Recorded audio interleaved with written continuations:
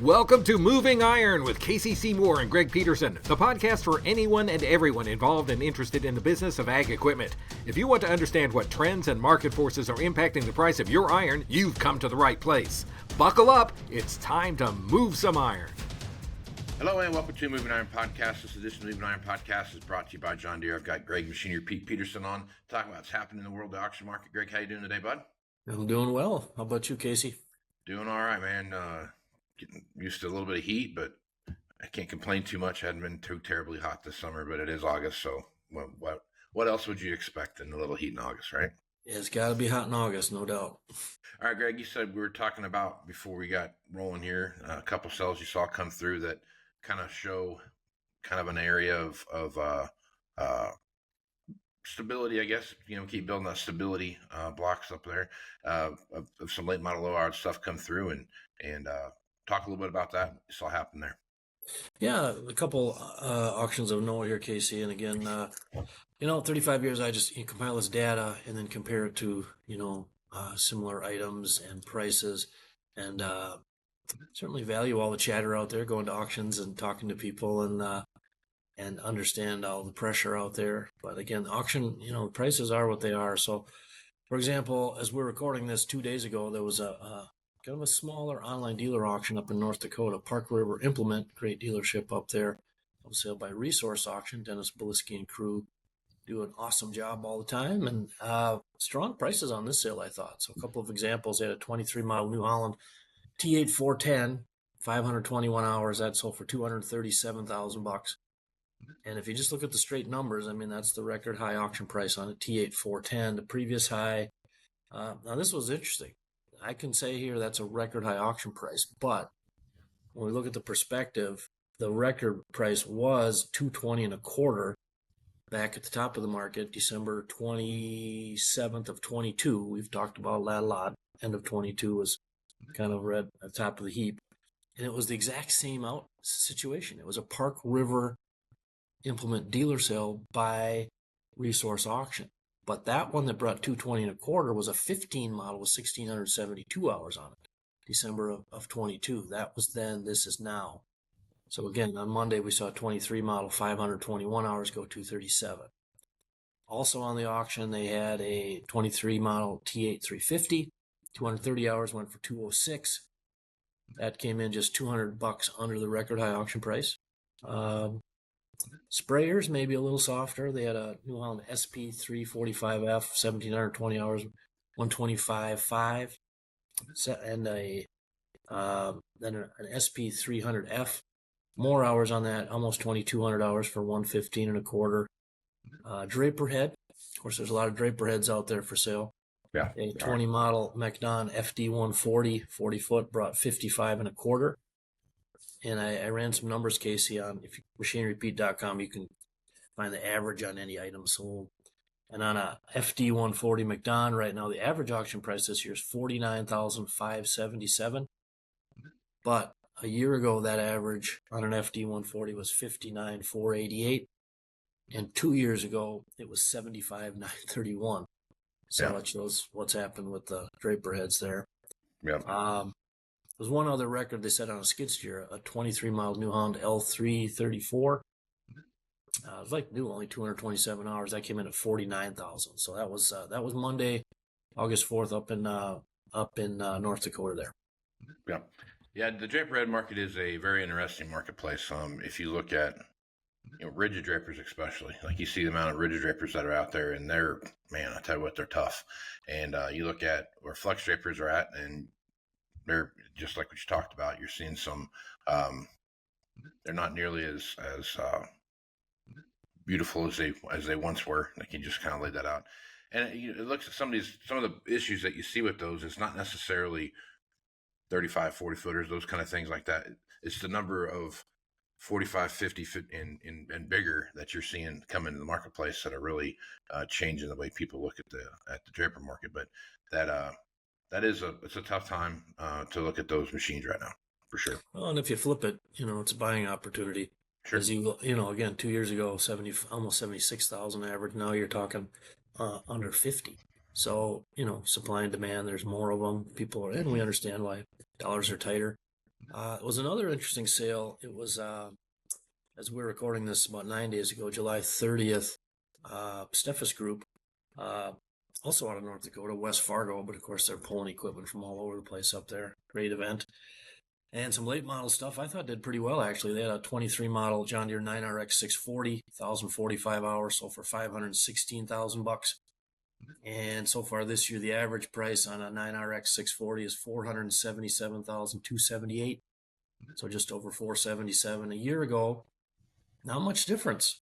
Average auction price was $488 and a quarter. So that's a little bit like we've been talking about, Casey, that footing, generally speaking.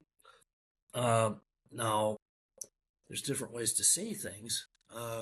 So that average auction price has remained flat pretty much on a 9RX 640.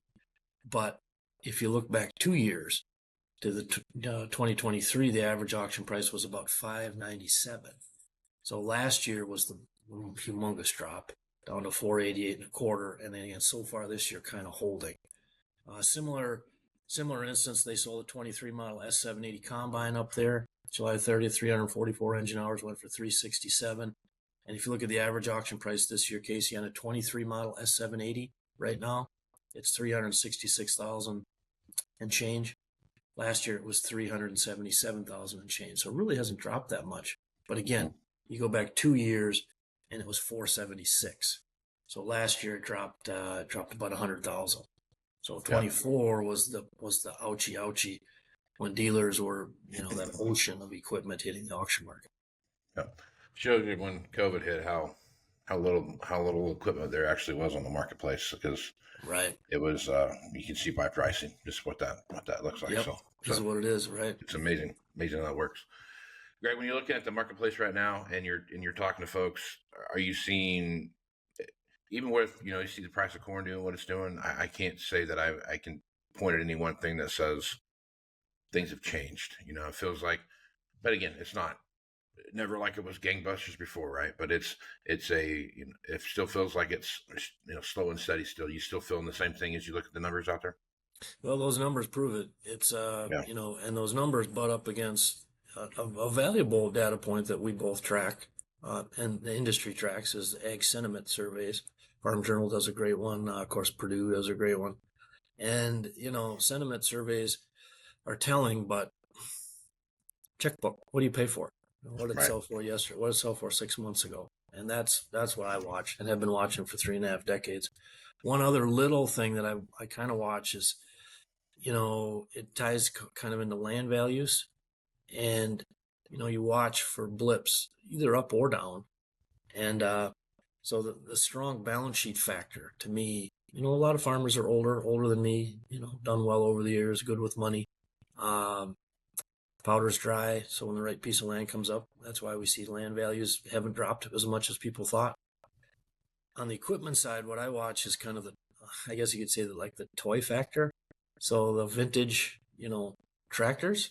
And there was a sale last Saturday, July 30th. I think it was Saturday. It was out in Lancaster, Pennsylvania, a great area out there. It was sold by Restoration Tractor Sales, a company that specializes mostly on the red side, but, taking these vintage, the 1066s, the 1206s, 1086s, restore them beautifully and sell them. So they had a interesting one on that sale. They had a 75 model International 966, only 503 original hours. I don't know why or how it only had 500 hours. There's people don't believe it when they show up, but I've seen everything. People get sick, people whatever. Anyway, this thing sold for $37,000. Now, from a straight data standpoint, that is a record high auction price on the 966.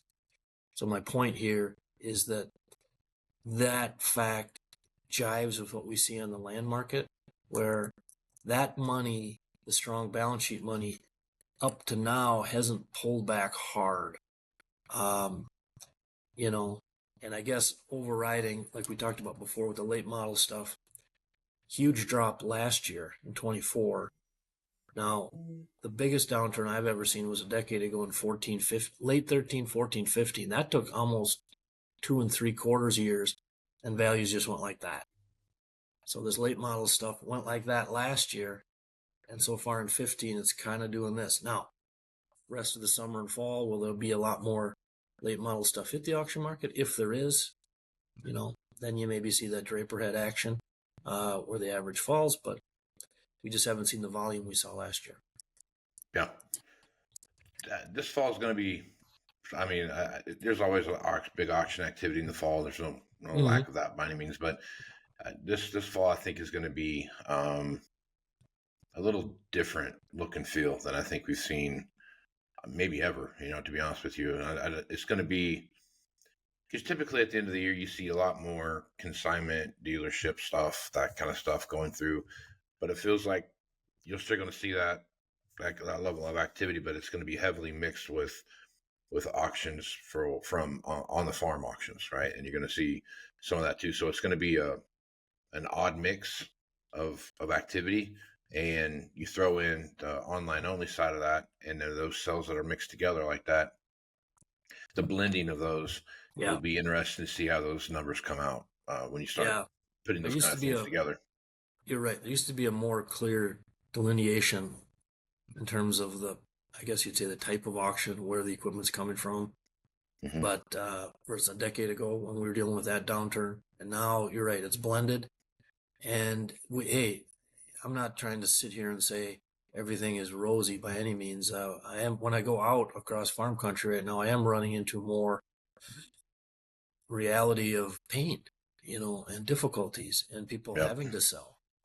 I was at a sale recently, and a guy wasn't that old, and he was quote unquote retiring, and he's going to drive a truck. So, that's, farmers dealing with the economic pressures. On the livestock side, of course, things are, different and more aggressive. But yeah, the auctions, I think you're right. The rest of the year, 25 is going to be very interesting to see how it kind of unfolds. Yep. And we talked about this too on here. As you look at the majority movement towards online only auctions, and like the number of live auctions that you go to and that are available to go to are significantly less than what they were 5 years ago. But as you watch that,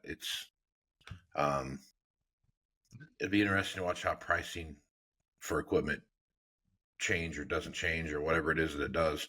If you start seeing more, you can point to one thing, because when you watch a sale and you see a bunch of consignment stuff, and then you have ABC Farms stuff mixed in the middle of that changes the dynamic of the bidding that's going on around there a little bit. So that is interesting to watch that dynamic take place. Oh, very much so. I think auction companies, they're like any business, learning as we go through this new environment. And as this online stuff started to roll, when it started to take off, of course, coming out of COVID 5+ years ago now, the market was so tight in terms of used inventory. Frankly, anything was going to sell high. Didn't matter who sold it. It was just going to go bonkers. We reported on it. Now it's, it's different. So but auction companies are very smart. Either, we see innovative things from ones that have been around 50, 60 years, but also innovative things from newer auction companies that are online only. But they're having, in this environment, you have to think of new ways to promote the seller themselves, the equipment. You can't just sit back and say, well, here's my sale. And you can, but our data is going to show that you're going to get suboptimal results for your seller, good for the buyer. But when any market, when there's stress up or down, things change. And I do see some innovation coming into the space. So it is, to wrap it all up, it's interesting to watch. These online auctions that feature the farm retirement lines, that's really helps, because you drag in potential bidders on that farm retirement line. They might see that, there's a Pete 379 that's not from retirement sale, but winds up getting 2 more bids. So yeah, it's fascinating. I also see, Casey, auctioneers around the country. It used to be only the big auction companies kind of had solidified. We do a sale every week. Now you have regional auction companies that are really growing, that are maybe have 2 sales a month. and they're pulling equipment not just from their local area, but maybe 2, 3, 4 states. Yeah. Like Albrecht auction out of Michigan, or Adam Marshall down out of Nebraska, or Zomer auction up out of Northwest Iowa, doing a great job. So it's fun to watch all that play out. Yeah, for sure.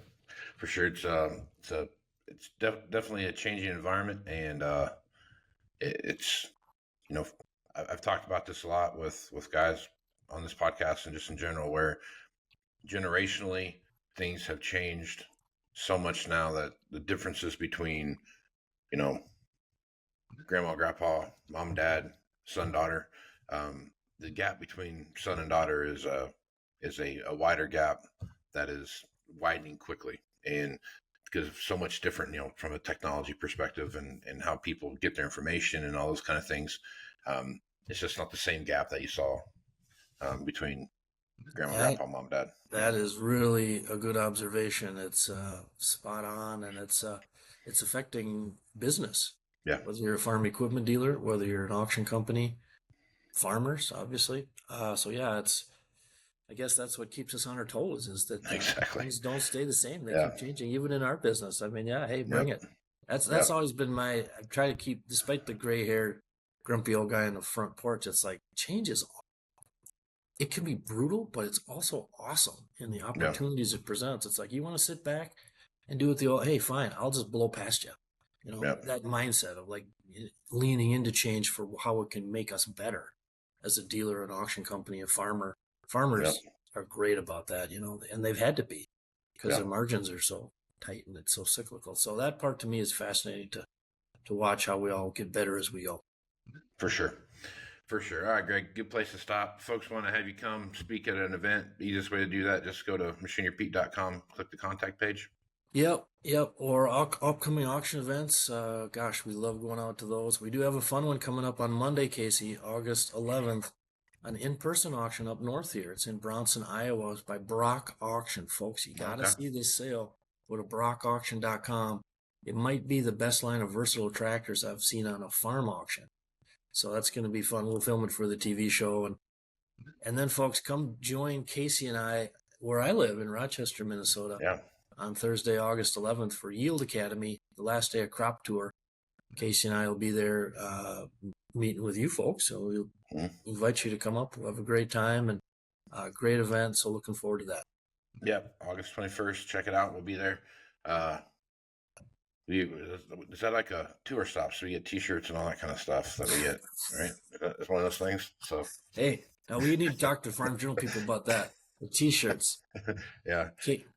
Casey and Pete, man, there you go. I don't know if we want to see that T-shirt, but 2025 tour, you know what I mean? 2025 crop tour, Chip Flory. Yeah. There you go. Perfect. I love it. That'd be fun. That'd be a fun shirt to have. We'll check that out. Well, we also have the Moving Iron Summit coming up here September 24th through 25th in Austin. If you're a dealer, you want to come network with other dealers and get more information about what's going to potentially happen through the rest of 25 into 26, set the table for that. Come check that out. You'll be able to see a lot of good information there. All that information is on AgWeb. Go to the events page, and you can find all that information there for Crop Tour. For Yield Academy, as well as the Moving Iron Summit. Check it out there. I'm on Facebook, Twitter, Instagram. You can find me all there at Moving Iron LLC. Too many places to name, even places I don't even know I'm at. You can find me there. So check that out. Are you on TikTok yet? I am. I'm on TikTok, and it's amazing what comes across TikTok sometimes. You've passed me. I'm not on TikTok yet. I got to catch up. So I'll be calling you for pointers, Casey. All right. Well, don't call me, because I'll point you in the wrong direction. So check that out. All good. Yeah, for sure. So with that, Greg, we'll take care of yourself. We'll talk to you again next week. Sounds great, bud. Thanks. Looking for more accuracy, more productivity from your current planter? Let's get exact with precision upgrades from John Deere. Start with Exact Emerge and get accurate singulation and spacing at 10 miles per hour. Or choose Exact Shot to promote early root growth and cut fertilizer costs. And with Furrow Vision, save time by verifying seed depth right from your cab. Visit johndeere.com/planner upgrades and see why nothing runs like a Deere. Farm Journal is going to hold the first ever Yield Academy for 2025. It's going to happen August 21st in Rochester, Minnesota. Listen to this group. Real advice from folks who've walked out in the fields. Ken Ferry, David Hula, Randy Dowdy, and we will get some market outlook from Dan Bossi at Ag Resource as well. Get the latest on what's working in agronomy, equipment, and marketing today. And that is the last day of Crop Tour 2025. So stick around for the final meeting that night in Rochester. Just Google Farm Journal Yield Academy, and that will take you to the homepage for the event. All right, welcome back to Moving Iron Podcast, Markets. I got Shawn Hackett on to talk about what's going on in the marketplace. Shawn is with Hackett Financial out of Boca Raton, Florida. He's asked to talk about what's going on in the marketplace. Shawn, how you doing, bud? Super good from roasty South Florida. I couldn't. Florida's a cool place to go, but not in late July, early August. Yeah, this is no one enjoys living in Florida in the month of in late July into late September. This is the time that we don't like it here either. So February. And of course now Great. now is when we watch every hurricane wave coming off and what's coming up, and it's gonna be some hurricanes coming in here middle of August. It's typical. And then we're watching every new weather model, and it's there here, it's there. You're screwed down. Now you're fine. And so we're gotta go through the whole 2-month song and dance as we always do down here and elsewhere. So we'll have to see. I don't expect an active season, but it only takes one to create a problem somewhere. And so we always have to be mindful of that Hurricane Andrew, one of the worst hurricanes that's hit South Florida in the last 50 years, it was the only hurricane that really formed that year. People forget that was a very, very low active year, but the one that did form was a big one, and it hit. So, I always say a bad hurricane season is when the hurricane hits your area, not how many hurricanes ultimately are activated or not. But nonetheless, on a probabilistic point, the less hurricanes that form, that means there's less chance for direct hits. And so I don't expect an active season. We haven't had an active season thus far, but obviously we have to be mindful of, will one come in and do some damage to ag areas and that sort of thing. And we'll keep a close eye on that for this period from mid-August onward. And there are a few coming in that could impact depending on which way it's go. Right now, some have it going into the Gulf, some have it going on into the southeast. We'll have to see. It's 15 days out, which means that weather models are not very accurate 15 days out. But if we start getting 7 days out, we'll have a better handle on it. But something's coming. We'll have to keep an eye on it. Yeah, for sure. Something else for you to keep an eye on is the price of corn. Look where the price of corn's at right now. We're below $3.90. I think yesterday it closed at $3.88 or something like that. And it's been, honestly, from the conversations that I've had with everyone that I've talked with, it's kind of in areas where the rain has come, they came early and they had some good rains. They saw the rains they needed to get, but in a lot of places, those rains haven't stopped. And some places that haven't gotten rain, we still haven't gotten as much rain as they needed.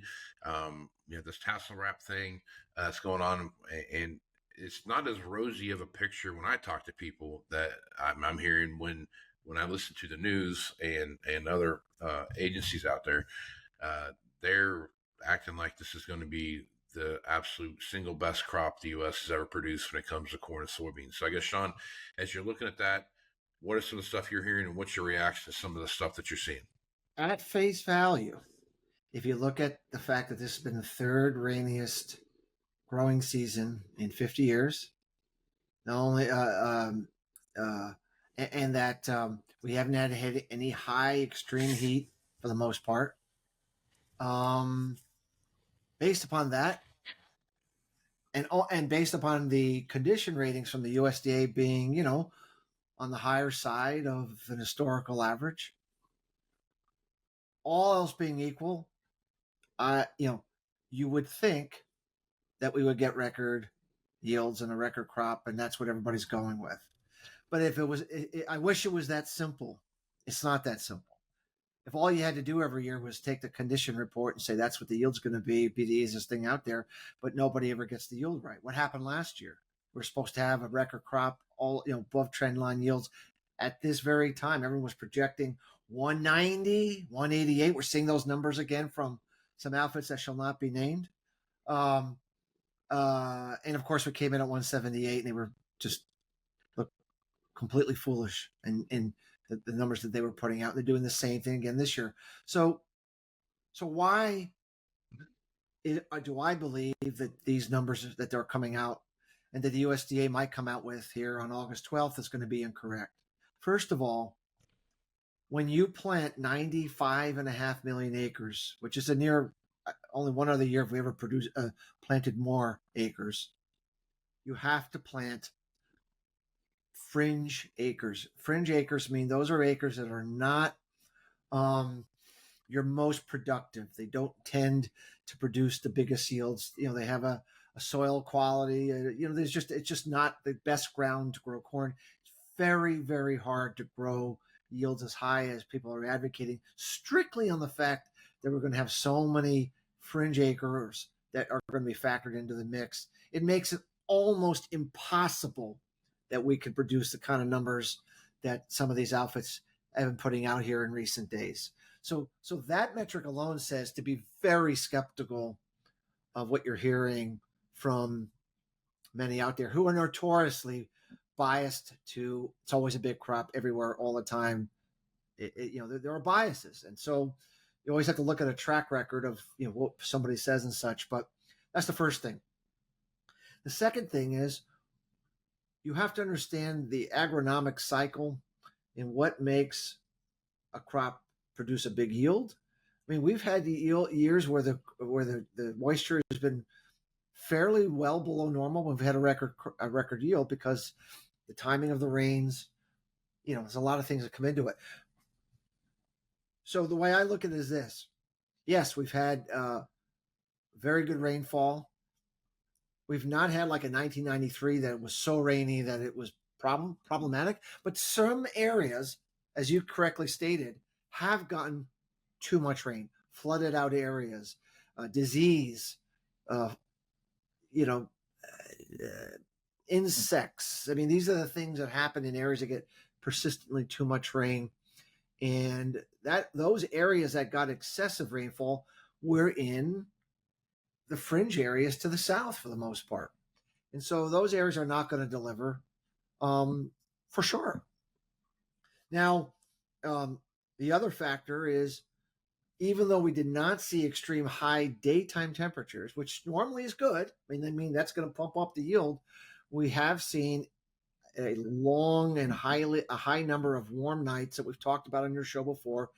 In the month of July, it's a top 5. Well, actually, it's a top 3 warm night July, meaning that only 3 years have exhibited warm nights like this. We had 1983, we had 1999, and we had 2010.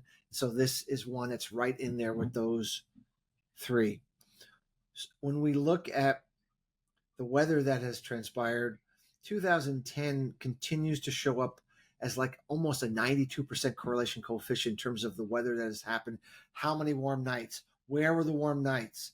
How many, the distribution? How much rainfall fell? What's the crop condition from the USDA this year versus what it was in 2000? It's unbelievably similar, Casey, up through the end of July.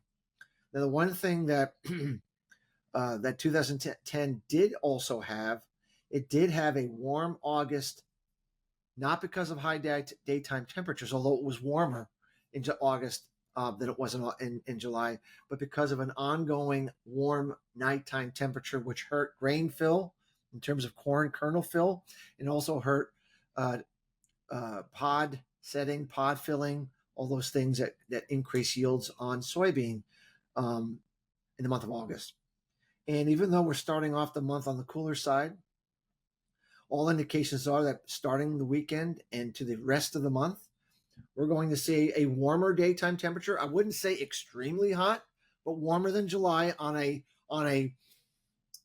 anomaly basis. And we're going to see warm nights coming back with a vengeance. That is exactly what we saw in 2010. So there's 2 places to hurt yields: warm nights during July and warm nights in that scenario in August. And the consensus on the Euro, on the GFS, on the Canadian, on the AI models. I've looked at every single one of them. They're almost all in synchronicity, even though I'm not a big fan of the models. When all of them were saying something together, pretty good shot. Yeah. I have found that isn't a bad thing to go with. Okay. Right. And so we're going to have a warm night scenario and it's going to, we're going to dry out here a little bit. I'm not going to call it like, 1930s dry, but we're going to get less rainfall. It's going to be on the drier side of anomaly than we saw. Not that any of that creates a terrible crop. This is not about it's going to be a horrible crop. We're trying to tell everyone why these numbers that people are putting out are just not going to happen. And so if that August pattern plays out the way it looks like, which is below normal rainfall, but not degrees so, warm nights of a higher degree, like 2010, and maybe a little warmer, daytime temperatures above normal. That's, to me, is enough to say that, the best we could hope for, is a trend line yield, which is what the USDA has said in their July report. 181 corn, give or take, whatever they said, 52, give or take. And if you run the numbers on the trend line, the supplies that we have in the U.S. are not huge, Casey. 1.65 billion bushel carry on corn, and 75 million bushel carry out on soybeans. So the best case scenario that I can see is trend line, and the numbers are, and that's assuming, it's not really assuming like the big increase in bean crush next year for renewable diesel. It's not suggesting we get any kind of demand increase from trade deals, which I think we will get some. It doesn't factor any of these factors, and it's just so that's the best case. But most likely, if you looked at the 2010 scenario, and no 2 years are exactly the same, but we had a moderately below trend line yield on corn and a smidgen below trend on soybeans. I see no reason not to go with that at this point, given what I see the August weather. If the August weather was going to be better, I'd be pumping my numbers up a little bit, but it looks like it's going to be very, very similar to 2010. So that means a 178 to 180 yield on corn, very good yield. I think it would be the second best yield we've ever had, or right near the best we've ever had, but it's below trend, Casey. It's below the 181 and change. And it would mean soybean yields could be just maybe a half a bushel below trend. Nothing major. But if you run the numbers on that scenario, Casey, that means we run a carry out on corn between 1.4 billion and 1.5 billion. Well, for the last time I checked, that's kind of what the carry out we've been trading with. And we were able to trade corn as high as 520 or plus here earlier in the year on that kind of a carry out. I'm not saying that means we have to go back to 520 again. What I'm saying is that it's not an upper $3, low $4 number. It's an upper $4 to low $5 number, if that scenario is correct. And if you take a half a bushel off the soybeans, that 375 becomes like 325. And yeah, I mean, is that running out of soybeans? No, but add a little renewable diesel crush, add a few extra exports, you're right on the edge. I mean, you're right on the edge of being awfully, awfully tight. So that's what I see. So what I'm anticipating here, the USDA is going to raise yields because they don't know any better. Their model says if the conditions look good and the rainfall's been good, they're going to raise the yields in August. It's a statistical thing that they do. They've done it every single year that there's been a warm night scenario. They've raised yields in August, and every single time they've had to backtrack come October and beyond. So that's the scenario. How high they're going to raise them, I mean, we can debate that. It wouldn't surprise me if they came in between 183 and 185 in this report, Casey, from 181 and change. I mean, it wouldn't surprise me. I think they could put on maybe an extra half a bushel onto the soybean yield, maybe one. But they're almost certainly going to raise the yields.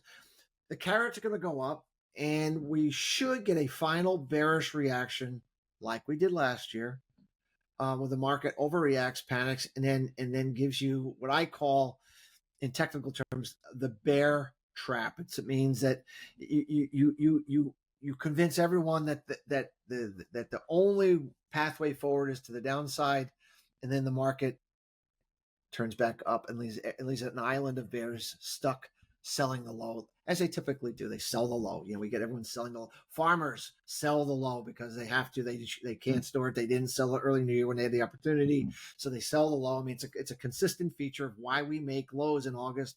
Not every time, but it's probably the highest month for lows of any month. If you look back 50 years, the month of August is the highest chance for making lows, and there's a psychological reason for it. Now, it doesn't mean we're saying a low is going to happen in August just for that reason. We think we have very compelling agronomic reasons why the market's wrong and why we should see not just a bounce, but some pretty meaningfully higher prices. What do I mean by meaningfully higher prices? If we're going to plant 2 to 3 million more soybean acres next year, which I think we need to do if we're going to be able to meet the new renewable diesel mandate, and we're going to take those acres away from corn and maybe to some extent cotton and rice in the South, I think we need an $11.5 to $12 soybean market, all else being equal. Like, I think that's what's needed because farmers hate to plant soybeans. The U.S. farmers do not like to plant soybeans unless planting corn just looks bad. And so to me, that's what I think the soy market needs to do between now and, let's say, February to convince the farmer to do something. Now, if the corn market goes to 480 or 5, well, then the soy market's got a little more work to do because that's actually a profitable price for most farmers. They can make that work at 40 or 5. So maybe that $11.5 number is a $12.5, $13 number. I mean, it's a moving target. But what I'm saying is, an upper 9, low $10 number is not going to get it done on increasing soybean acres, in my humble opinion. And so I think there's a tremendous secondary opportunity, the opportunity that we had last year to place what I think is going to be a higher, like last year, I think we got to 385 December corn. I think today we're at 405, 406. I don't think we need to retest that low. Maybe we will. Time will tell when what happens on the day of the report. Maybe it's a full retest. But I don't think we're going to go down and retest that low. I think we're going to make him a slightly higher low in both soybeans and corn. And then I think we're going to turn up. And so there's an opportunity for livestock producers, ethanol producers, renewable diesel producers, to buy physical corn, physical soybeans for, or protect upside price risks for, a year or two out. I mean, I think we could be trading the largest U.S. supply situation for the foreseeable future in this coming report that the USDA puts out and that everyone is putting out on their own private numbers. It's hard for me to imagine we're going to trade anything higher than that for a long, long time to come. And so that's kind of why I think numbers are going to disappoint again. Very good crop, not quite as good, but the numbers get pretty tight. And that means that when you get numbers at 1.4, 1.5 on corn and let's say low 320s to upper 280s on soybeans, you have no margin for error come the next crop cycle. So if we lose 3 million acres of corn to soybeans, let's say that happens, and we're going from 95.5 to 92.5, and we have a trend line yield crop, all else being equal, we run out of corn. Follow? Like, we don't have any corn. If we have a trend line yield next year, we take 3 million acres off, demand stays where it is. I think demand's going to be higher. Prices are too low. Demand's going to be stronger, I think. But even if it's not, we run out of corn next year. If it's a trend line yield, we worry at any moment next growing season that it's not. We're talking next summer. Everyone is so caught up in the short term, today, tomorrow, an hour from now. Yeah, but you can't forget all that. Forget all that. What are the newspapers going to be saying in July of 2026? I see a very exciting scenario, and the relative value of corn and soybeans and wheat to the rest of we're at 50-year lows in valuation. I mean, the markets just do not stay this cheap for very long. We've been doing this for a long time. We have certain indicators that we follow that are very unique and work very, very well in picking these types of contrarian calls when everybody thinks you're an idiot. Sean's a jerk. He doesn't know what he's doing. The heat's gotten to him in South Florida. He's it's easy to do, Sean. He's a perma bull, and I'm not a perma bull. Anyone that follows my ring, I say sell a lot.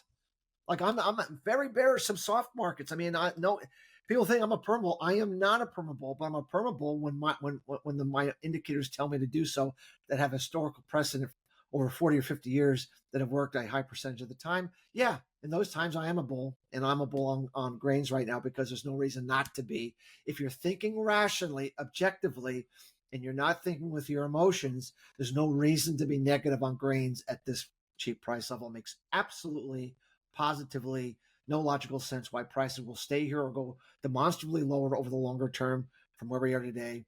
Everything says they should be meaningfully higher over the next 1 to 2 years. We can argue, what does that mean? $5 corn, $6 corn, $7 corn, $8 corn, $10 corn.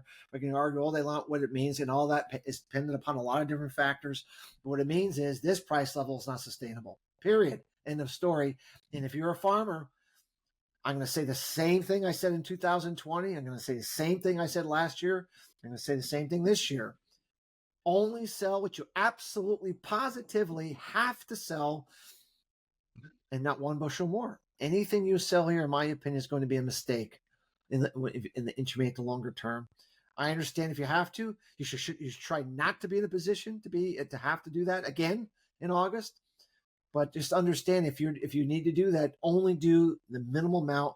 I think if you're patient, you will get a price that makes a lot more sense. Just like last year when we hit 385 corn in August, I think it was mid-August, we had 385 corn. And 5 months later, we were at 525 on the nearby corn price. Those that were patient got an outstanding price to sell, made money, having a good year, cash flowing out. Bankers are happy. And if you capitulated and sold the 385, I'm not sure you're farming today. Or if you are, you're in an extremely stressful situation. And my job is to make sure you're a farmer next year and the year after and the year after and the year after and the year after. And that means not selling when prices are this low and when all the indicators are suggesting this is the worst time you could possibly be trying to sell your crop, your production. That's how I feel about it. And I'm sticking to it. And I think there's strong historical context as to why I believe this scenario is going to play out. But the market is the market. And those that are calling for 188 yields, that's how you get the low. So the last thing I'll say is the hardest thing to do in any market is to think differently than what most people think is the right course of action. I mean that's what a contrarian view is, meaning that most people think you are a complete idiot. Right now, if you're bullish grains, you are a complete idiot. You can't be worried about how people think about you. At the end of the day, what people think about you doesn't matter. Your bank account is what matters in the end. And your bank account's going to grow if you think differently than what most people are telling you to do, especially in farming most of the time. And if you get in the habit of doing opposite of what most people are doing, you'll find that your bank account grows even though they think you're an idiot. I'd rather be a wealthy idiot than be a poor smart guy. That's how I look at it. And that's my approach. And I don't worry about how all the bad things people say about me all the time, because I expect that. I continue to expect that. And it doesn't sway my recommendations to my customers and to those who subscribe to my report. Right on. All right, Sean, good place to stop. Folks want to reach out to you, get more information about what you're doing over at Hackett Financial. What's the best way to do that? Our website is Hackett, Hackett advisors.com. We have some interviews on there with you and others that talk about some of our long-term cycles and work on weather and other things. We also sometimes put some stuff out on Twitter and LinkedIn. Our Twitter page is @Faradix11. Once again, we work hard to price forecast markets. We're not sitting at the desk trying to put a tweet out every other hour on the hour like some do out there. We have other things to do with our life, but we do every once in a while. We'll put some out there, and that might be a good place to keep tabs on what we're thinking. Right on. Sean, appreciate you being the podcast. We'll catch you again next time. Sounds good, Casey. Thank you so much. All right, stay tuned for more Moving Iron podcast. Have a good Well, there they are, mocking you. See you next year, loser. That weedy area that's got you thinking, man, I hate that spot. Wish I'd sprayed better. Get the last laugh with a sprayer upgrade from John Deere. Precision upgrades that can increase your sprayer's performance, like ExactApply, advanced nozzles to give you more control at more speeds. It's just one of the many precision upgrades you'll find at johndeere.com. Now, let's see who's laughing. Hello, and welcome back to Moving Iron Podcast. I have Bergen Nelson here from John Deere to talk about what's going on in the world of combines. So, Bergen, how you doing today? Good. How are you? Glad to be here, man. Thanks for being on. I'm excited about this. Combines are. I have a love-hate relationship with combines. And this is the opportunity for the cool stuff that I think that are in combines now as we start going down this path of what technology looks like. But before we get into that, Bergen, introduce yourself and talk a little bit about what you do for John Deere. Yeah, sure. Thanks for having me again. My name is Bergen Nelson. I'm a go-to-market manager for harvesting equipment. So I cover combines, self-propelled forage harvesters, and cotton equipment. I've been with Deere almost 10 years now, and majority of my time has been spent in marketing and sales, and spent a lot of time around combines. And it's by far my favorite product that I get to cover, and especially with all the new technology and products that we have in the marketplace right now that we'll probably discuss here in a little bit. Yeah, I'm excited about this. So, combines from a technology perspective, if you look at where combine, harvest automation kind of came into play in 2015, 2016, 2017 timeframe, as those started to come through, you started seeing some automation tools that were put in place that kind of started looking at, hey, you don't need to have the most experienced combine operator anymore. There's some opportunity here to do some preset thing and let the machine kind of, what's that old saying, set and forget, kind of go back and just let it do its thing, right? Yep. And as you look at what 2025 and into 2026 model years and what they're looking like, a lot more technology has come to play over the last couple of years, to the point now where you see some really unique technologies that are not only doing, automation side, but also really helping you capture all the crop in no matter where you're at. So I guess let's run down the path here. Let's just start with the one that I think is the newest one that I find the most intriguing, and I think it really changes the way combines operate in the field, and that's the predictive ground speed automation, right? If you live out where I live out here in the western Nebraska, you never know what you're going to get, right? You could have held down corn, you could have blown down corn, you could have all these different things that are out there. And as you're looking at the ground speed automation stuff, it really helps you look at the crop ahead of you, and is it what condition is it in, and what are you moving into, right? So talk a little bit about that and how that technology works. Yeah, you bet. So predictive ground speed automation, we introduced it in 2025 at Commodity Classic, and then in 2026, we're also introducing some new features. But in its simplest form, we have cameras on the front of the machine. Those cameras look out 28 feet roughly in front of the combine. It's measuring crop height and density. And then we're also bringing in satellite imagery into the machine through Operations Center and NDVI to compare what we're seeing real time to those satellite images that we've brought in to really proactively control the speed of the combine. And why is that so important? It's to make sure that we're running the machine at its peak performance all day long. As you mentioned, as you're going through different field conditions, your yield is changing. You're constantly going to have to change the speed of the combine to keep the rotor full.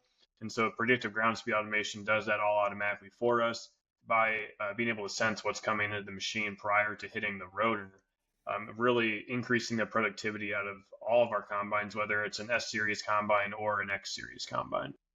Right on. So the other side of that too is, as you're looking at ground speed, you just talked about speeding up and slowing down and making sure the importance of keeping that rotor full, right? If you have too much in there, you don't get all the crop. If you have not enough in there, you're not getting all the crop either, right? So you're looking at harvest setting automations.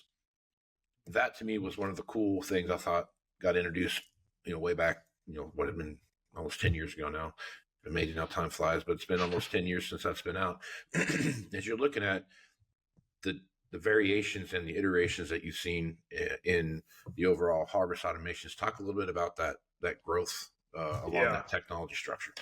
To your point, we've had some level of automation out in our combines for quite some time. Combine Advisor was really one of the first technologies to come out, and allow the machine to automatically make adjustments, whether it was to concave, your fan speed, sieve, chaffer, etc., to really optimize the machine based off of the losses that the loss monitor was seeing. We have camera inputs on the clean grain elevator and the tailing elevator, and all those feed into the Combine Advisor and allow it to make those settings, make those adjustments to fine tune the machine as the conditions are changing throughout the day, whether it's yield, moisture, variety. It can help the operator optimize the machine. And in model year 25, with the introduction of the S7, we brought out harvest settings automation. So iterating and building upon what Combine Advisor was, simplifying the system a little bit and how the operator interfaces with it. They can really determine how that machine is optimized through prioritizing the system to focus on grain loss, broken grain, or foreign material in the grain tank. And it's still using those same inputs, the loss sensors and cameras on the clean grain and tailings elevator, but it's working instantly as soon as the machine is turned on to make sure that machine is optimized to the customer's liking. And so that's been a really popular feature, and had some demo machines out this past fall when we introduced the Combine, and customers got to run predictive ground speed automation and harvest settings automation together, and really impressed with the results that they had in the grain tank and just the productivity increase they were getting out of the machine using both of those automation systems. And I think the automation system, the cool thing about those is that, again, you're maximizing the efficiency in the field. You're also maximizing what you're doing. You know what, the old days of going out and quarter turn here and half turn there and all these different adjustments you had to make. And all those adjustments were constantly making. And once you had a set for what was right in front of you during your test plot. You didn't necessarily have a set for your whole field. And that was the hard part there. Yeah, I think customers, find it very interesting to watch harvest settings automation work throughout the day. And sometimes the number of changes that the system will make that maybe they typically wouldn't have. But at the end of the day, they do see an increased benefit, whether it's through the cleanliness of their grain tank or less grain loss out of the machine itself. So it's really come a long ways, and it's really exciting to see in the field. Yep. So let's talk a little bit about the auto load side on the Combine. That to me is a very cool function. You're looking at how you're unloading the machine and what it looks like. So talk a little bit about that and that technology associated there. Yeah, and I might start with Machine Sync first because auto unload really builds upon it. So Machine Sync is a technology, right, where as a grain cart operator, you can come in to catch grain from the combine on the go. Once you're close to the combine using Wi-Fi, the machines sync up, and so the grain cart tracks at the same speed as the combine, and the combine more or less takes over. And then the combine operator can move the grain cart forward, backwards, and side to side to optimize filling. It's been popular, and now building upon Machine Sync, like you mentioned, we brought out Combine Auto Unload, which is putting a grain or a camera on the end of the unloading auger. And so when the combine and the grain cart sync up, the camera more or less takes over and automates the filling of the grain cart, automatically moving the grain cart forward and backwards to fill it to its completion. And then the operator can take over and go fill a semi. And so, like I said, really building upon Machine Sync, the next step in automating unloading on the go. Yep. Off the wall question here, but as you're looking at this, you ever foresee something like that being a puck kit that you could put on a grain cart to do similar functions when you get to the grain trailer? That's a good question. So with auto unload, we do have it as an option as a puck kit. So that'll be opening up here soon, and customers can get it through that avenue, or with model year 26 in our early order program, customers could also get combine auto unload from the factory. So we have two different options. And if you had an older machine too, 2024, 2023 combine, and you wanted to put this on and you're already using Machine Sync, the puck kit is the way to go. Yeah, for sure. All right. So one of the things I've been watching, so I watch a lot of auctions and pay attention to what's going on in the used marketplace. That's kind of what my shtick is here. But as you're watching that, I've watched a lot of 6, 7, 5-year-old tractor or combines go through the auction block, which had kind of been a leveling off point for the most part. But here lately, I've seen some prices jump up, and I don't know if this is people are thinking about upgrade kits and those kind of things. But when 5 years ago, 6 years ago, there were some, there's some scales and stuff like that that you could get, that you could do some upgrade kits with. But now you're looking at a pretty complex suite of upgrade kits that you can do with your combine now. So I guess talk a little bit about what you see on the upgrade kit side and some of the stuff that's out there for that. Yeah, we have, like you mentioned, we have a lot of different options through through a puck kit or precision upgrade kit for combines, whether it's S series, X series. We talked about the combine auto unload, so that's a new one. But we also have what's been really popular is cross auger shutoffs. A lot of our customers have asked for that for a long time, and so that allows us to turn the augers off in the grain tank and let the unloading auger empty out, so we're not carrying all the weight there. So that's been popular. We also have adjustable auger spout, so you can move your spout in and out right from your hydro handle inside the combine to optimize filling a grain cart. For our folks harvesting small grains, we have separator grate covers to help optimize the machine, and also concave covers, all controlled from the cab. So really, as I think about it, we have a lot of different options for our customers depending on what machine they have, really to help optimize the machine, whether it's in the separating area or unloading on the go. So we definitely have plenty of options to choose from. Yeah. Okay. So one of the things that is the I have a lot of debates with guys about this, and it's just, when do you need a power cast tailboard and when you don't need a power cast tailboard? What's your residue maintenance schedule look like, and those kind of things? So I guess as you're looking at now, you guys have probably made it a little bit harder now because you have a lot of options when it comes to tailboards now. So as you're looking at your tailboard situation, talk a little bit about some of the residue management systems you have out there. Yeah, we've got a couple different options. It gets a little confusing, and we added another option when we introduced the S7 combine at Commodity Classic last year. The one that we introduced is called the Premium PowerCast tailboard, and it really has a lot of similarity with the same tailboard that's on an X9 combine. And when we introduced the X9 combine with that tailboard, it was a home run, really being able to finally size your residue, spread it evenly across the field, anywhere from 35 feet to 50 feet, depending on what head you are running on the X9. And because of customer feedback and how well it's performed in the field, we also have moved that kind of design over to the S Series combine. In the past S Series, and we still have this option, you could run hydraulically controlled spinners to spread the residue, and the new one is now mechanically driven, and that's important because it reduces the amount of power it takes to run that tailboard, ultimately contributing to a customer's bottom line, burning less fuel, especially once we engage our knives, because we know that takes more power to size residue, depending on if we're harvesting corn or soybeans or small grains. But that tailboard has really been a home run.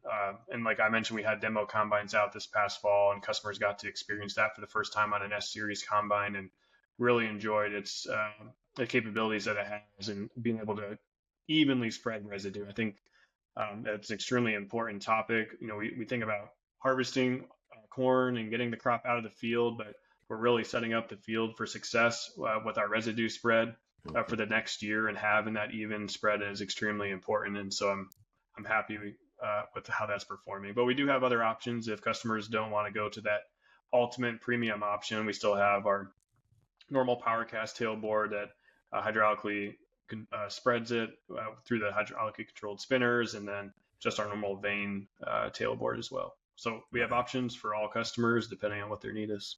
Right on.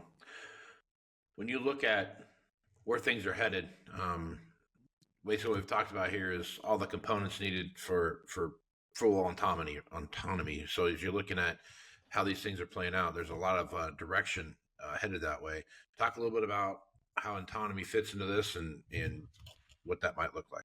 Yeah, I think we've touched a little bit on it here today when we talked about predictive ground speed automation and harvest settings automation. Just to kind of expand on both of those and kind of tie a bow on it. Predictive ground speed automation this year, just a year later from when we initially introduced it, we brought out weed detection. So those cameras on the front of the machine can now detect weeds in the field. And that's important because as we hit a green patch of weeds during harvest, we need to slow down the machine to prevent it from plugging. But the nice thing also with that is once we're done harvesting that field, there will be a weed, basically a weed detection or a weed pressure map that goes to Operations Center that customers can leverage on their operation. We're also bringing in terrain compensation into predictive ground speed automation. So as we're approaching a ditch or a waterway in the field, the combine is going to automatically slow down to control the speed through that terrain. As we look at harvest settings automation, we've got out of crop settings adjustments. So once the machine has exited and it's turning on the headlands where we've already harvested, it's going to automatically change the settings of the sieve, chaffer, and fan to keep the grain in the machine and not blow it out the back as that machine is empty, turning on the ends. And so every year we plan to get better with our automation system on the combine to really build the road to autonomy. But you're also seeing that with AutoTrack turn automation. We introduced the capability to do that now in 2026, and it'll automatically lower and raise the head. Honestly, as you look across the current offering in the marketplace, we are almost automating every piece of the harvesting step, including unloading on the go. And customers can take advantage of that at its fullest offering, or they can tiptoe in depending on where they want to start. Yep. Yeah, that's the building blocks are there. So it's interesting to watch how things move. All right, let's hit a little bit on the front end equipment. A lot of technology. If you start thinking about what's in draper heads and flex drapers and hinge drapers and corn heads and folding corn heads and all the stuff that's out there, talk a little bit about some of the technology you see in some of this front end. Yeah, we've got quite the portfolio between drapers and corn heads, like you mentioned. In 2026, the new ones that we're really excited about on the draper side of the business is our introduction of a 3-piece reel. And so that allows us to maintain a really tight relationship to the reel and the cutter bar as the hinged wings are flexing throughout the field. Really important for small grain customers that are harvesting low potting crops that really need to get tight to the ground and maintain that cutter bar to reel relationship. The other new exciting product that we launched is a folding 18-row corn head on 30-inch spacing. So it's the largest corn head that we've made to date at that spacing. And that really pairs up nicely with DB90 planters or a 36-row planter, optimizing a customer's operation and really filling out what the X9 is capable of. Putting an 18-row head on an X9 combine, harvesting up to 7,200 bushels an hour. And people have ran 12-row or 16-row heads on that machine, but now going to an 18-row, you can harvest slower, still get the productivity out of the machine and do just as good of a job. So some exciting things there as well. Yep. Yeah, there's a lot of I mean, those X9s and all those Class 9 or Class 10 and 11 combines are really take a lot of material, like you said, to keep those things full. That's no doubt. All right, real quick, last thing here I want to talk a little bit about because things have changed up quite a bit as far as naming nomenclature goes. So we're just running through these real quick. So on the I want to say S700. That's what I'm just saying. S7 600. So that's a Class 6 combine, right? And then you have 7, 8, 900. Those are all 7, 8, 9, and class combines, correct? Yep. And then we get into the X9. X9s, which is 10 and 11, right? 1,000 and the 1,100. Yep. Okay, that's a little just new.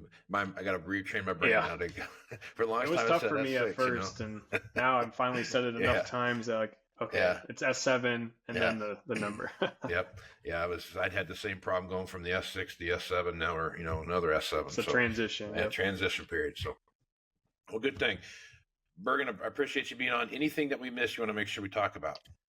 No, I appreciate you having me here today. We really hit the high points of what we introduced in model year 26 with some enhancements to the automation system, predictive ground speed automation, harvest settings automation. Talked about combine unload. You can get that through a puck kit or out of the factory for 26 and some of our new front end equipment. And as you can hopefully saw throughout the podcast here, we're really building upon the building blocks and the road to autonomy within harvesting. Yeah, and it's I think you about got everything covered on that point. So things are progressing nicely there for that. So, well, Bergen, I appreciate you being on. If folks want to get more information about this, what's the easiest place they should go check out? Yep, Deere.com. We've got plenty of resources out there, or the local John Deere dealer can definitely take care of you as well. Right on. Well, Bergen, appreciate you being on. We'll catch you again next time. All right, thank you very much. Right on. Stay tuned for more Move Planter podcast. Looking for more accuracy, more productivity from your current planter? Let's get exact with precision upgrades from John Deere. Start with Exact Emerge, and get accurate singulation and spacing at 10 miles per hour.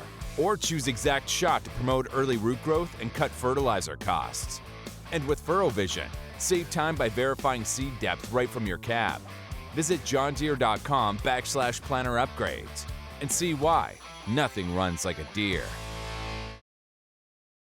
All right, welcome back to Moving On Podcast. Aaron Finnell back on to talk about what's happening in the world of equipment. Aaron, how you doing, bud? I am terrific. Outstanding. Beautiful day on the high plains, if you will. It is a nice day. We have so out here you get winter. Well, you get winter start, typical winter months. Then you have the season of April, and then you have spring, and then you have summer, and then you have late July, early August, and this is where we're at right now. April's the good old 80-10. What do you mean? Might be 80, might be 10. Then you've got, this time of year is, it's hot time of the year everywhere you go, but it's we typically get our heat right about now, and boy, is it not disappointing. So we're right in the middle of that. What have we dealt with all summer that we never have here? Yeah, you and I grew up with it. A little bit of humidity. Humidity, buddy. It's August. What is today? August 6th. I shut my sprinklers off 2 years ago. 2 weeks ago, because the lawn's getting away from me, and I just haven't been home enough to get on top of it, and I can't trust Wendy to mow, because them lines got to be straight, and you got to have the right design, right? Exactly. No, I know what you mean. Control issues.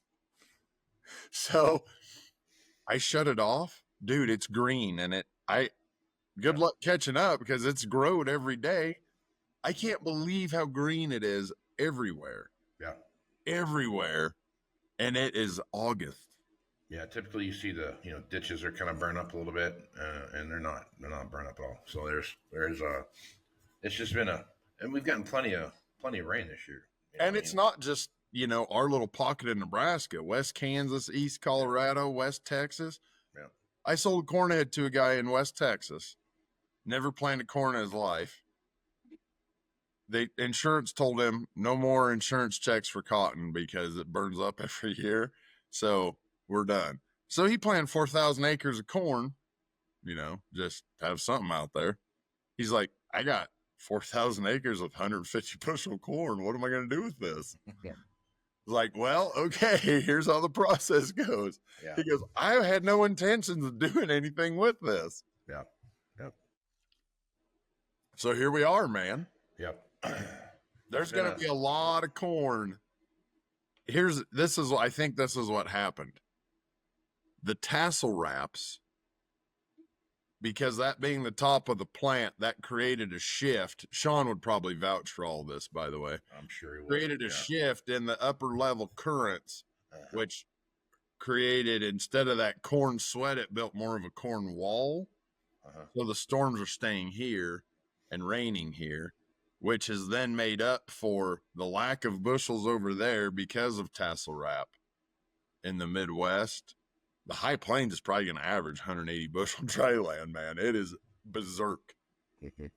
I drive all over 2.5 states, and there is no field of dry land corn that looks like pineapple. Not one. Right. Just me talking here, but it would take a tremendous amount of corn in the high plains to make up, a county in well, that's true. Yeah, that's true. And look at me. I'm talking about, it's berserk. It might do 180. I know. Yeah, I'm like, that's 7 below the national average or whatever. Yeah. But for us, that's a double. That's twice the crop. Well, you think about that. That'd be a trend line yield. 180. Yeah. So they had this corn thing. You look at the price and you see where everything's at, but of course, it's Twitter, so you take it for what it's worth. But there's not been a lot of my corn looks amazing this year. No reports coming out of Twitter. You know what I mean? There's a lot more like This looks amazing. I go out in the field and there's not a kernel of one on the cob. Look at this, and then that kind of stuff. So it's. I know this is about the season where every third picture is 3 years on a tailgate, and yeah, this one's 56 around by 105 long. Yeah.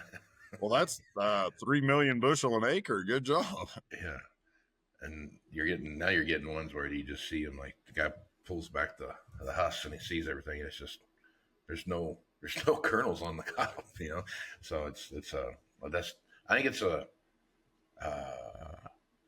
USDA has got a report coming out on the 12th, which is a pretty big deal, and then you got crop tours and everything else going on. I was gonna say, when's your big shindig coming up here? Well, my thing, I'm not going to go out and count anything in any field. Oh, so, I think you have to. It was in that job description real quick. I'd be like, carry the 1 times 2, I don't know, 5? No, 10, you would. 10. The math is the one thing that you would be okay with. You might be in a soybean field looking for an ear, but yeah, the math you'll be all right with. These don't look like the edible beans that we grow out here. These are different. What do you mean these are pintos? Oh, goodness. Yeah, but anyway, it'll be interesting to see what comes out. When is that? End of the month? Middle? August 21st is when. Oh, okay. It's the last day of when everybody meets in Rochester. So, but I think it starts that week, whatever that week is, the 18th or something. So the west leg and the east leg both take off and then go north and meet up in Rochester? That is correct. They converge. There you go. Rochester. Home of Greg Peterson. Yeah, that's right. Yeah. Which has, how appropriate that the crop tour should end where the water tower is an ear of corn. Is that in Rochester? Yeah. Remember that? We saw that at that SEMA sale. Yeah. That's right. I remember that. Yes, sir. I remember that. Yep. But yeah, it's a wild time out in the country, man. For sure. Which you would think as you look at where the price of corn's at right now, which, people make a big deal out of the price of corn, the front month corn, but a lot of marketing is taking place at higher numbers than what you see right now. This sets the stage for what, post-harvest, December corn looks like, because that's a moving number all the time. But for the reaction that we've seen in the marketplace, hasn't really slowed down any real activity. It still feels like there's a lot of auction activity. You're seeing things that are priced right are moving, and combines are one of those things. Here we are pre-harvest. We're in our neck of the woods. We are probably a month and a half out, and we're going to before we really start hitting stuff, and it'll be we're probably month 5 weeks, something like that, from high moisture corn, those kind of things. So, we got other things moving in the direction that we're headed. But as you're looking at the marketplace there, what's your feel for what's going on out there with combines? Nobody has done much on a combine in 2 years. That is what is getting us where we're at now, I think, because everybody's got every excuse in the world of, I can't, I'm not buying a combine. Corn is $350 this morning. I haven't heard that once. And with the prices what they are, it has not been an issue at all for 2 months. Yep. Because much as was said on the Moving Iron podcast, guys haven't done anything and they kind of have to. We're getting to that point. The sit and watch and what are we doing? Combines are hot. Combines 450 plus are an absolute iceberg waiting for a big white boat to hit them. Right. But under 450 under, you're getting some action. It's what's surprising to me is you always have your hour buyer in the combine market, but it's more about the years than the hours. What year a machine it is. Like, I need a deal. Mine's a 19. I understand that 22 is a better deal than that 24, but if I'm going to jump, I need to jump further. There's a lot of that mindset going on, Casey, if that makes sense. Oh, yeah.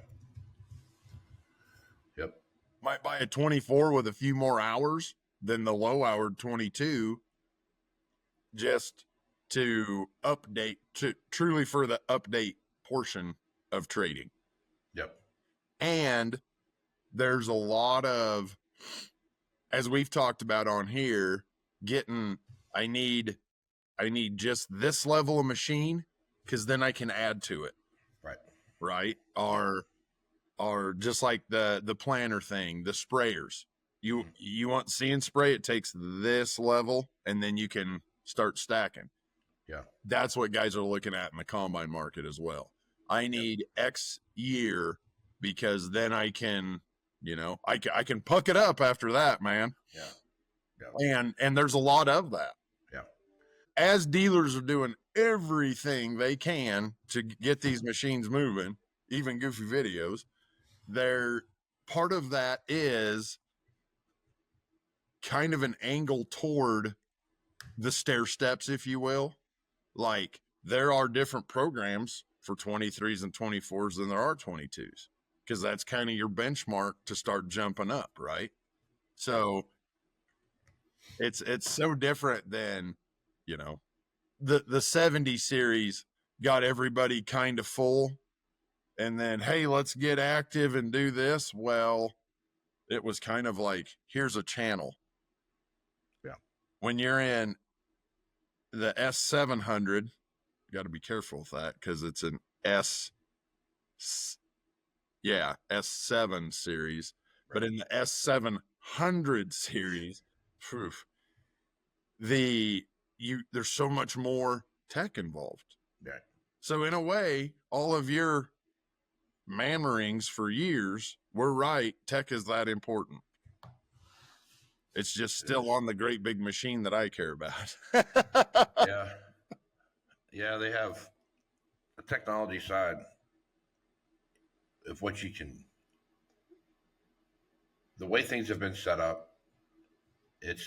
You have a building block, and that building block allows you can go and get it all on a brand new machine if you want to, right? Right. Order it, come in. But if you have, depending on where those breakoffs are for each one of those machines, and I focus a lot on sprayers and planters, just for that reason, because really those building blocks are totally in place there. I mean, like you can put everything that you can order from the factory on a sprayer. I'm pretty sure is an upgrade kit that you can put on the sprayer.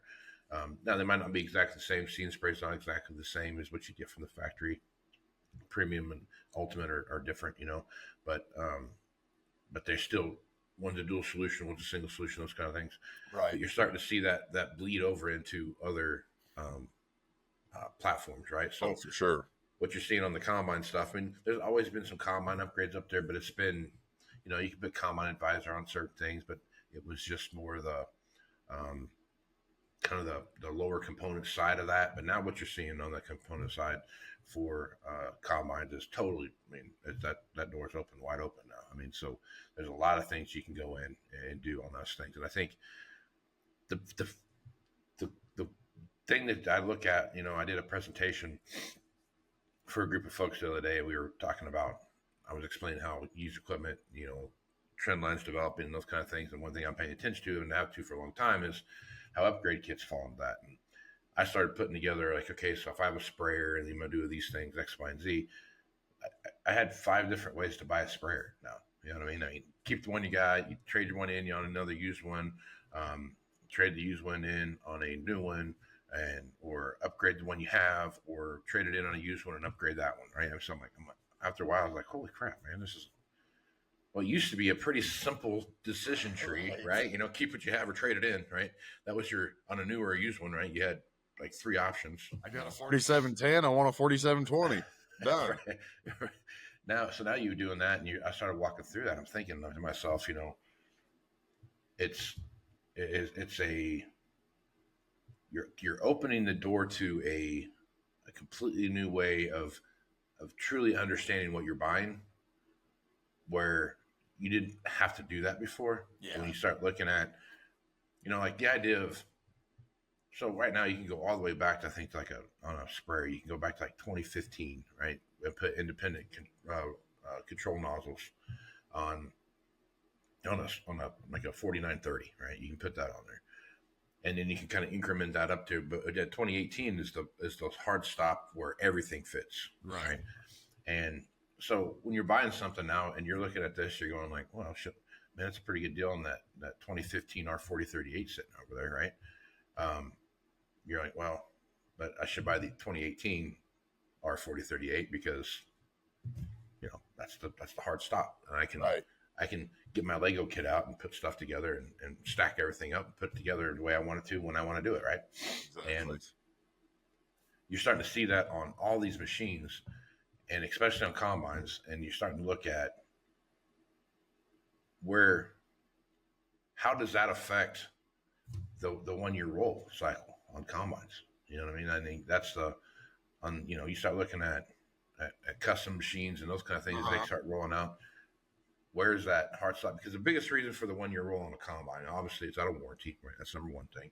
And number two thing, it's a combine, right? You got a million different, moving parts going at the same time. If it's on, it's wearing out. That's right. You got a lot of maintenance that happens in that first 3 years and those kind of things. And we've talked about on here, extensively about the break points of where, if you have this many hours on a combine, you're going to see, this is typically your biggest maintenance point. And then once you've done that, you have a decision to make before or after that. Before that is you get rid of it so you don't have to worry about that particular thing. And or if you do that, then you have to run it a certain amount of time to get those parts back, Right. And I think so that decision tree now is going to start looking a little bit different. And that's going to change a lot of mindset. No, it's not going to change next year, but you start looking down the road. What's that look like when I start making these purchases, and what's my intent for some of the stuff?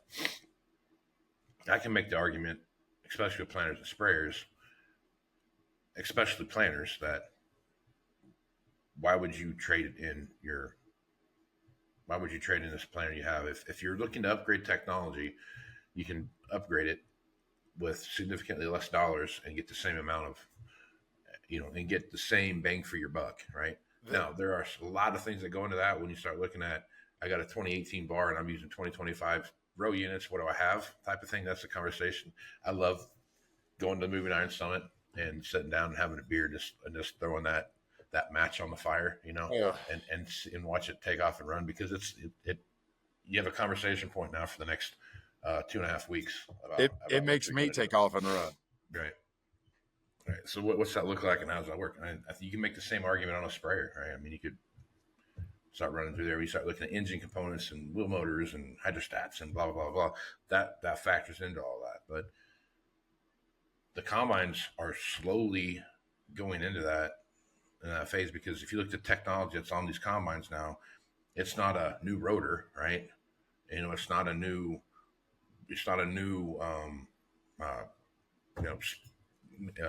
residue control management or something like that. And it's not that kind of stuff. It's the technology that wraps around that speeds up and slows down the speed of your rotor without you having to automatically, right? It's the, hey, you know what? We've got the residue in the back. We're doing something different than that, and based on whatever.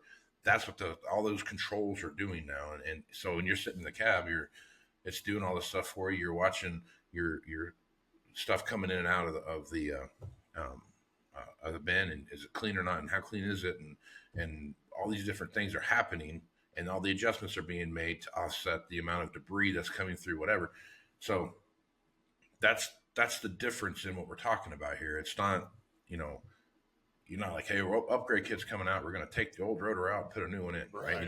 It's not that. It's the things associated that make all that stuff work with the settings and all those things that come into play. And that's as you're looking at that thing, at the movement down front, I mean, new technology on, the down corn situation. What's the crop look like out ahead at the combine, so that it's making decisions before it even gets to that point of what needs to be done, what needs to be happening. Exactly. So, that's the kind of thing that changes the way this kind of stuff works. Now, some of the stuff is components, right?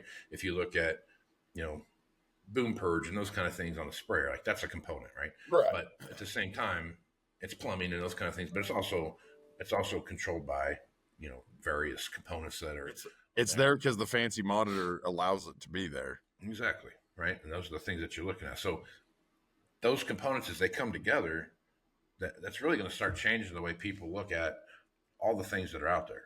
Right. I mean, if you're buying a combine right now, you need to be thinking about, like you talked about, if you're buying a combine today, what's your plan with that combine, and how long do you plan on keeping it? And does this conversation we're having right now change the way you look at your combine? The thing that I would mention there, though, real quick, is the technology, the upgrading what you have portion of it is very new to combines.